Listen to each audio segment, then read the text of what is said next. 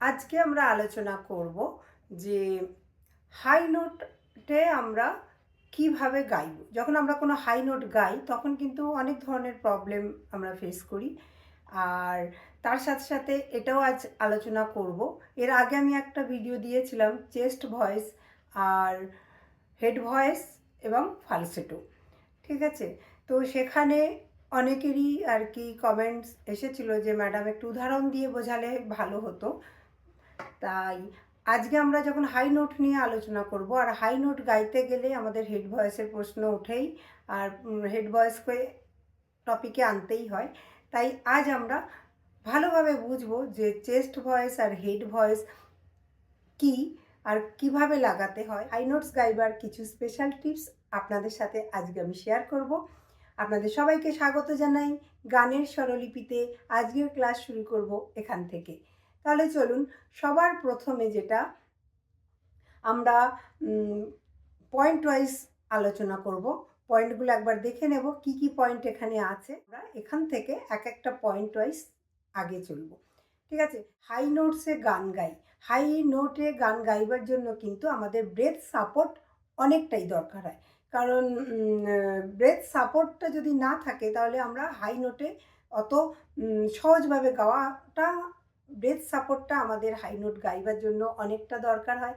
আর breadth support না থাকলে কিন্তু আমরা হাই নোটে বেশিক্ষণ ধরে রাখতে পারি না, বা বেশিক্ষণ আমরা হাই নোটে গিয়ে গান গাইতে পারবো না। তাহলে এই যখন আমরা গান গাই কিছু টেকনিক আছে, সেই টেকনিকগুলো যদি আমরা বুঝে যাই যে কিভাবে সেই টেকনিকগুলোকে আমরা অ্যাপ্লাই করব, আর আমরা কি কি ভুল করে থাকি যখন আমরা হাই নোটে গান গাই, তাহলে সবার প্রথমে আলোচনা করব ব্রেথিং টেকনিক্স নিয়ে। যখন আমরা লো নোটে গান গাই আর যখন আমরা হাই নোটে গান গাই, যদি লো নোট আর হাই নোটকে আমরা কম্পেয়ার করি তাহলে লো নোটে আমরা উইথাউট ব্রেথিংও কিন্তু লো নোটটা গেয়ে নিতে পারি। কারণ যখন আমরা লো নোট গাই তখন কিন্তু যে আমাদের কর্ডগুলো ভাইব্রেটিং হয় সেগুলো কিন্তু খুব স্লো হয়। যেমন যখন আমরা লো নোটে গাইছি, মনে করুন সা সা রে গা মা গা রে সা, এখানে কিন্তু আপনাকে দম ভরে গাইবার কোনো দরকার হয় না, উইথাউট ব্রেথিং আমরা এই নোটগুলো গেয়ে নিতে পারি। সেম যখন আমরা হাই নোটে গান গাই তখন কিন্তু তার যে কর্ডের ভাইব্রেটিং সেটা কিন্তু অনেক ফাস্ট হয়, যেটা লো নোটে স্লো হয়। আর যখন আমরা হায়ার নোটে চলে যাই তখন তার ভাইব্রেটিংটা অনেক ফাস্ট হয়ে যায়। কেমন একবার দেখে নিই। লো নোটে যখন গাইছি আ, হাই নোটে আ, আ, যখন হাই নোটে যাচ্ছি তখন কিন্তু আমাদের ব্রিথিং সাপোর্টটা অনেকটাই দরকার হয়। ব্রিথিং সাপোর্ট না থাকলে আমরা হাই নোটকে বেশিক্ষণ হোল্ড করে রাখতে পারি না, ঠিক আছে। যখন আমরা লো নোটে গান গাইছি তখন কিন্তু তার ভাইব্রেটিংটা অনেক স্লো থাকে, আর যখন আমরা হায়ার নোটে গান গাই তখন তার ভাইব্রেটিংটা কিন্তু অনেক ফাস্ট থাকে। তাহলে এই ক্ষেত্রে আমরা ব্রিথিং টেকনিকটা কি অ্যাপ্লাই করব? এই ক্ষেত্রে আমাদের ব্রিথিংটা মানে আমাদের পেট থেকে ব্রিথিংটা নিতে হবে, মানে একটু লম্বা যাতে ব্রিথিংটা আমরা ভরতে পারি। যদি আমরা এখান থেকে ব্রিথিং নিই আমরা সেই আওয়াজটাকে বেশি দূর পর্যন্ত নিয়ে যেতে পারবো না। তাই ব্রিথিংটা হায়ার নোট গাইবার জন্য যখন আমরা হাই নোট গাইব তখন আমরা আওয়াজটা অ্যাবডোমিনাল থেকে শুরু করব। অ্যাবডোমিনালকে আমরা এনগেজ করব। যখন আমরা ডিপ ব্রিথিংটা নিচ্ছি তখন কিন্তু you should feel your abdominal nicely coming out, যেন আমাদের পেটটা বাইরের দিকে পুশ হয়, ঠিক আছে। যদি বাইরের দিকে না হচ্ছে তার মানে আপনি বুঝবেন যে আপনার পেট থেকে কিন্তু ডিপ ব্রিথিংটা প্রপার নেওয়া হচ্ছে না, যদি পেটটা বাইরের দিকে না বেরিয়ে আসছে, ঠিক। তাহলে আমরা কি করব? টেকনিক্যালি যখন ব্রেথটা নেব হাই নোট গাইবার জন্য কিন্তু আমরা পেট থেকে নেব। যদি আমরা এখান থেকে ব্রেথিংটা নিয়ে গান গাইছি সেটা কিন্তু আমরা আওয়াজটা বেশি দূর নিয়ে যেতে পারি না। যেমন যেটা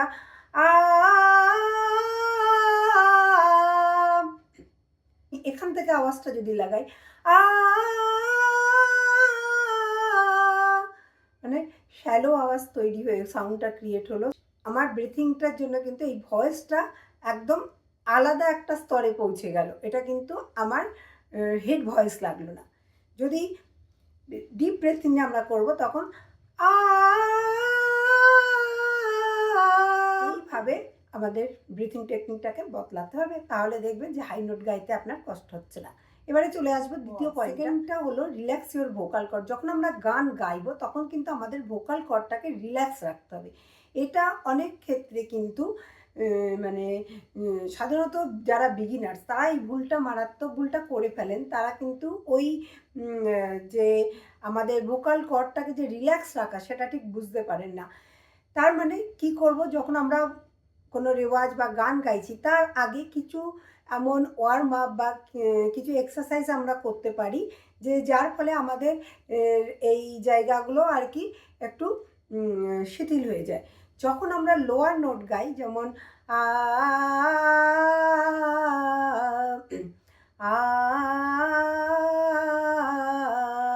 এখানে কিন্তু কোনো প্রেশার পড়ে না, একদম স্বতঃস্ফূর্ত। যখন হাই নোট গাইছি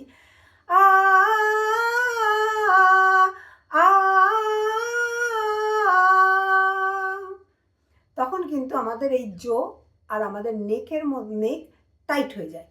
তার মানে এই যে আমাদের চোয়ালটা, এই জোটা, এই জো আর আমাদের নেক টাইট হওয়াতে কি হয় যে আওয়াজটা মানে স্বতঃস্ফূর্তভাবে বেরোতে পারে না, সেই ওপেন আওয়াজটা তৈরি হয় না। কিছু এক্সারসাইজ থাকে যেগুলো, যেমন আমরা মুখটা খুলে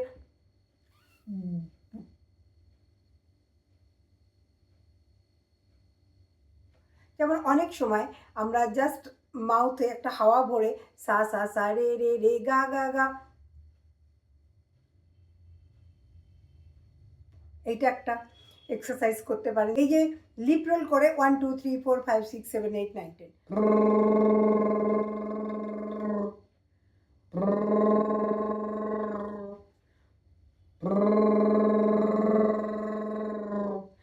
এইরকমভাবে যদি 8 থেকে 10 বার আপনি মানে বিফোর ওয়ার্ম আপ যদি এই ধরনের আমরা কিছু এক্সারসাইজ করি, যে এক্সারসাইজগুলো আমাদের এইখানের যে মাংসপেশিগুলো আছে সেগুলোকে অনেকটা শিথিল আর একটু লুজ করে দেয়, রিল্যাক্স করে দেয়।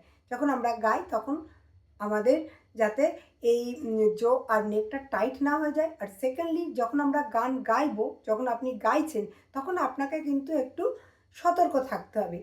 গান গাইবার সময় এই মাংসপেশিগুলোকে যেন আপনি মানে রিল্যাক্স করে গাইতে পারেন। তাহলে সেই রিল্যাক্স করে গাইবার জন্যও কিন্তু কিছু কিছু এই ধরনের এক্সারসাইজ আমরা করাতে আমাদের এইখানে যে কর্ডের মাংসপেশিগুলো থাকে সেগুলো কিন্তু একটু রিল্যাক্স হয়ে যায়।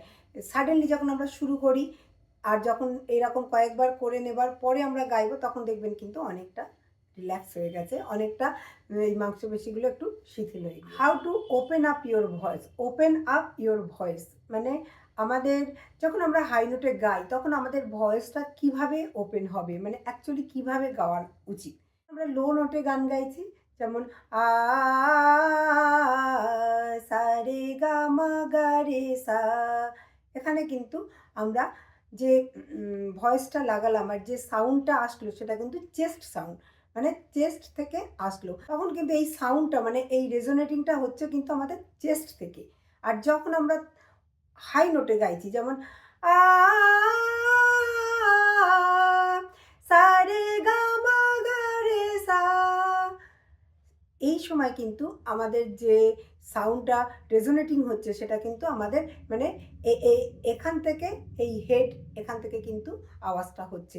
তাহলে যখন আপনি গান গাইবেন বা রেওয়াজ করবেন তখন যখন আপনার চেস্ট ভয়েস আপনি লাগাচ্ছেন তখন কিন্তু আপনার এখানে কিন্তু একটা রেজোনেটিং হয়, বাট এখানে আপনি একটা ফিল করবেন এক ধরনের কম্পন, মানে আপনি বুঝতে পারবেন যে আপনার ভয়েসটা একটা সলিড ভয়েস বেরোচ্ছে এখান থেকে। আর যখন আমরা হাই নোট লাগাই তখন কিন্তু আমাদের ভয়েসটা এখান থেকে মানে হেড ভয়েস থেকে সাউন্ডটা বেরোয়, আর সেটাও কিন্তু আপনি গাইবার সময় ফিল করবেন। তাহলে কি আপনি যখন গান গাইছেন এই ছোটো ছোটো জিনিসগুলোতে কিন্তু অ্যালার্ট থাকতে হবে, সতর্ক থাকতে হবে যে আপনি যখন গাইছেন তাহলে হেড ভয়েসে কি আপনি ফিল করছেন না করছেন না। এবারে যখন আমরা গান গাই, যেমন সা সা রে গা মা, যে মন্দ্র সপ্তক থেকে এই মা মা পর্যন্ত আমাদের আওয়াজটা কিন্তু চেস্ট ভয়েস, মানে আমরা ফিল করি এখান থেকে আ আ পা ধা নি সা। এই যে পা থেকে অনওয়ার্ডস তার সপ্তকের মা কিংবা পা ম্যাক্সিমাম, এইটা আমাদের হেড ভয়েসের রেঞ্জ থাকে।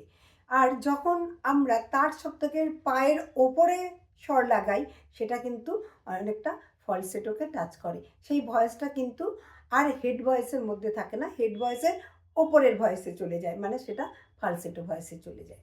তো ফালসেটো সেটাও একটা different type of technique, different type of voice. অনেকে সেই ভয়েসটাকে কিন্তু প্র্যাকটিস করে গানের মধ্যে ইউজ করেন, আর বেশিরভাগ ক্ষেত্রে সেটা যারা মেল সিঙ্গার হন তারা অনেক বেশি ফালসেটোকে ব্যবহার করে থাকেন।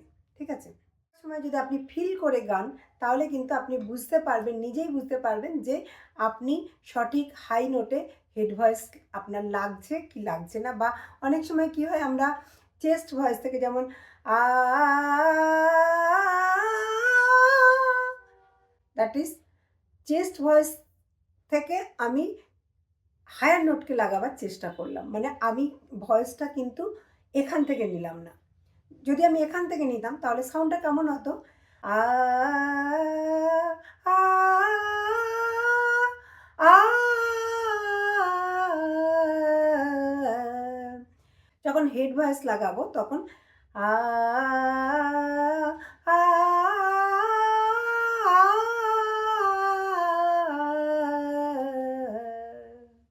এটা আমি মা পর্যন্ত চেস্ট ভয়েস লাগালাম, পা থেকে হেড ভয়েস, মানে চেস্ট থেকে যখন আমরা হাই নোটকে লাগাই আ,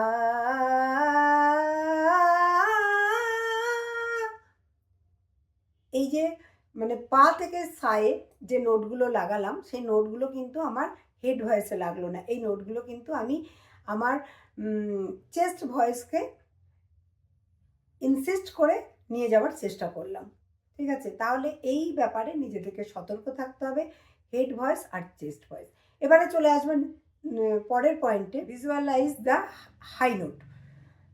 তার মানে যখন আমরা হাই নোটে গান গাই, তাহলে আমাদের সামনে আমরা যখন গান গাই তখন কেমনভাবে গান গাই, আ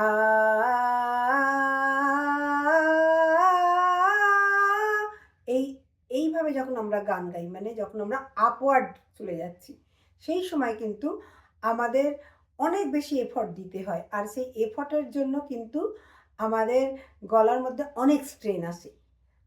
যদি আমরা এই স্বরগুলোকে এইভাবে আপওয়ার্ডে না ভেবে যদি আমরা ফরওয়ার্ডে ভাবি, যখন আমরা সা রে গা মা পা ধা নি সা গাই, তাহলে একটা একটা করে স্বরকে আমরা ইমাজিন করি যে আমাদের সাউন্ডটাকে হাই নোটে যখন নিয়ে যাচ্ছি, মানে একটা একটা করে ওপরের দিকে বাড়াতে নিয়ে যেতে হবে। সেটা যদি আমরা ভাবি যে আমরা আগের দিকে নিয়ে যাব, মানে ফরওয়ার্ড করব, যেমন আ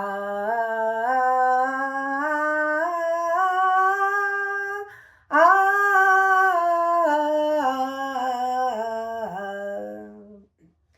আ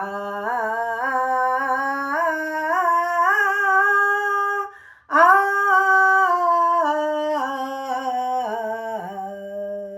এটা আমি আপওয়ার্ডে গাইলাম, আমার গলার মধ্যে আমি স্ট্রেন অনুভব করলাম। যখন আপনি এই হাই নোটটাকে ভাববেন আপনাকে সামনের দিকে এগিয়ে যেতে হবে, মানে ফরওয়ার্ডে নিয়ে যেতে হবে। আ আ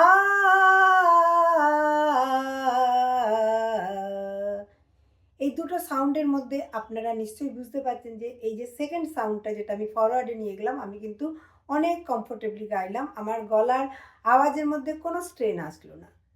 তাহলে এই যে গাইবার টেকনিক, এই টেকনিকগুলো যদি আপনি হাই নোট যখন গাইছেন, যখন হাই নোটে আপনি প্র্যাকটিস করছেন, যদি এই ছোটো ছোটো টেকনিকগুলোকে মাথায় রেখে সেইভাবে প্র্যাকটিস করেন, তাহলে কিন্তু আপনার দমেও কষ্ট হবে না, আপনার গলায় কোনো স্ট্রেন আসবে না, আর পারফেক্ট একটা টিউন তৈরি হবে, আর প্রপার চেস্ট ভয়েস আর হেড ভয়েসকে আপনি বুঝতে পারবেন, দুটোর মধ্যে পার্থক্য উপলব্ধি করবেন, আর দুটোকে আপনি সঠিকভাবে লাগাতেও পারবেন।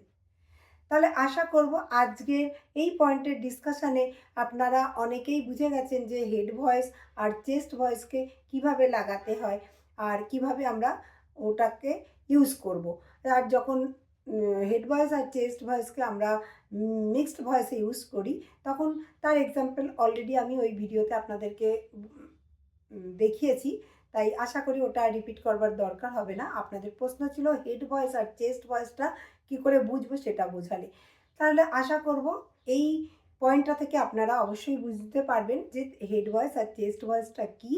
আর অবশ্যই যদি কোনো ভুল হয়ে থাকে রেওয়াজে হচ্ছে তাহলে অবশ্যই এটাকে কারেকশান করে নিন।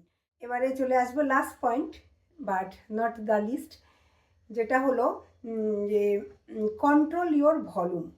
যখন আমরা ভলিউম কন্ট্রোল যাকে আমরা বলি, যখন আমরা গাই মানে একটা আমাদের স্বাভাবিক যে নেচার হয় গান গাইবার, যেটা মানে স্বাভাবিক একটা প্রসেস থাকে, আমরা যখন মানে সা থেকে শুরু করি, যখন আমরা আস্তে আস্তে হাই নোটের দিকে যাই তখন কিন্তু আমরা স্বাভাবিকভাবে আমাদের ভলিউমটাকে বাড়াতে থাকি, মানে জোরে জোরে আরও আওয়াজটা বাড়াই। যদি আপনি এই নিয়মটাকে পাল্টে দেন, উল্টে নিই যদি আমরা এই নিয়মটা, মানে আমরা যখন চেস্ট ভয়েস লাগাবো তখন আমরা জোরে লাগাবো, আর যখন আমরা হাই ভয়েসে যাব তখন আমরা আমাদের ভলিউমটা কন্ট্রোল করব, মানে ভলিউমটাকে একটু রিডিউস করব। মানে প্রথমে আমাদের স্বাভাবিক প্রবণতা থাকে কি আমরা ভলিউমটা ইনক্রিজ করি আস্তে আস্তে, যেমন সা রে গা মা পা ধা নি সা, এইভাবে আমরা বাড়াই ইনক্রিজ করি, সা নি ধা পা মা গা রে সা। ওপরের দিকে যখন গেলাম আওয়াজটাকে আমরা বাড়ালাম, যখন আবার আমরা অবরোহ ক্রমে আসলাম তখন কিন্তু আওয়াজটা আবার আস্তে আস্তে কমালাম। এবার যদি আমরা গাইবার স্টাইলটা একটু চেঞ্জ করি উল্টো, তাহলে আমরা প্রথম নোটগুলোকে বেশি ভলিউম রাখবো আর পরের নোটগুলোতে একটু ভয়েস রিডিউস করবো। কেমনভাবে? সা রে গা মা পা ধা নি সা, সা নি ধা পা মা গা রে সা। এই টেকনিকে প্র্যাকটিস করে দেখুন, ডেফিনেটলি আপনার হেড ভয়েস হাই নোট লাগাতে অনেক কমফোর্টেবল ফিল করবেন আর অনেক ভালোভাবে বেশ কিছুদিন এই টেকনিকটা ফলো করলে দেখবেন হাই নোটে আর আপনাদের কষ্ট হচ্ছে না গান গাইতে। অনেক সময় কি হয় যে আমরা এই ছোটো ছোটো জিনিসগুলোর ব্যাপারে অবগত না থাকাতে আমরা অনেক সময় ভুল প্র্যাকটিস করে ফেলি, আর ভুল প্র্যাকটিস করবার জন্য কিন্তু আমরা অনেকক্ষণ ধরে রেওয়াজটাও করতে পারি না, খুব তাড়াতাড়ি টায়ার্ড হয়ে যায়, আমাদের ভোকাল কর্ডগুলো অনেক স্ট্রেন পড়ে, আর স্ট্রেন পড়বার জন্য কিন্তু আমরা খুব তাড়াতাড়ি টায়ার্ড হয়ে যাই আর আমাদের রেওয়াজটা খুব অল্প সময়ের মধ্যেই স্টপ করতে হয়। তাহলে এইভাবে নিয়মিত রেওয়াজ করুন। আশা করব এই লেসেনটা যারা শিক্ষার্থী যারা রেওয়াজ নিয়মিতভাবে করেন বা ঠিকভাবে বুঝতে পারেন না কীভাবে রেওয়াজ করবেন তাদের জন্য এটা খুবই একটা মূল্যবান ভিডিও হবে। আর অবশ্যই আপনারা এইভাবে প্র্যাকটিস করে দেখুন, আপনারা অনেক উপকার পাবেন। তাহলে আজকে এত পর্যন্ত। ভিডিওটি ভালো লাগলে অবশ্যই একটা লাইক করবেন, শেয়ার করবেন, আর এখনও সাবস্ক্রাইব না করে থাকলে অবশ্যই সাবস্ক্রাইব করতে ভুলবেন না। আপনাদের এই ছোট ছোট জিনিসগুলো আমাদের কিন্তু সোর্স অফ এনার্জি। যখন আমরা ভিডিও তৈরি করি এই ভিডিওটা বানাবার জন্য অনেক মোটিভেশন মেলে আপনাদের একটা লাইক, আপনাদের একটা কমেন্ট বা আপনারা যখন সাবস্ক্রাইব করেন চ্যানেলটিকে। আশা করব এইভাবে আপনারা পাশে থাকবেন। যদি পছন্দের কোনো টপিক থাকে তাহলে অবশ্যই কমেন্ট বক্সে লিখে জানাতে পারেন, নিশ্চয়ই চেষ্টা করব। ভালো থাকবেন, সুস্থ থাকবেন, আবার দেখা হবে পরের ভিডিওতে। ধন্যবাদ।